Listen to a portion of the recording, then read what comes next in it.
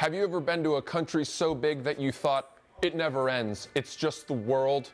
That's how I felt sitting next to Kyle Rudolph of the Minnesota Vikings, also known as Big Country. He's so big that he made me think, oh no.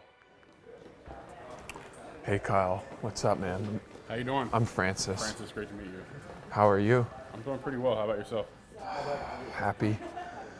They call you Big Country. Mm-hmm. What country were you named after? The United States. In terms of land area, if you're named Big Country, you should probably be named after the biggest one. Yeah, but I'm not, my nickname's not the biggest country. Oh, that's a good point. My nickname's just Big Country. You played football at Notre Dame? Correct. Have you seen the movie Rudy? I have seen the movie Rudy. I've actually had the nickname Rudy well before I went to Notre Dame. You could make like a sequel and you guys could call it Kyle. So then after Notre Dame, you went to play in the NFL. Mm-hmm. Have you had concussions? I have. Concussions often lead to CTE, which stands for chronic traumatic elephantitis. I did not know that.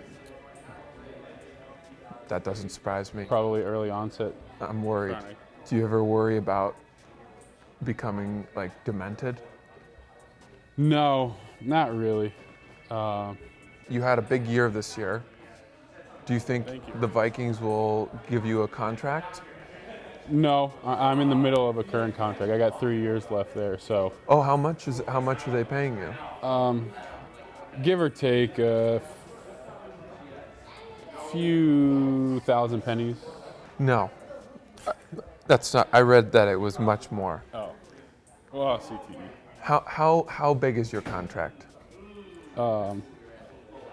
It's substantial, I would say. Like $30 million. It's close. 36 million. You're getting paid $36 million every year? No, over the course of 5 years. Oh. I had one other question. Maybe you have CTE, you forgot. I've had some concussions. Have you?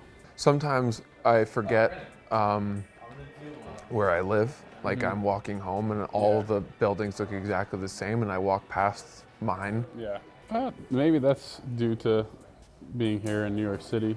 I mean, think about it. If you were out in the country, like there was only one house, like you would never lose it. Yeah, but if you drove past your house in the country, then you'd be like, oh my God, I'm in a meadow and there's deer and all kinds of wildlife and there's no telling what could happen.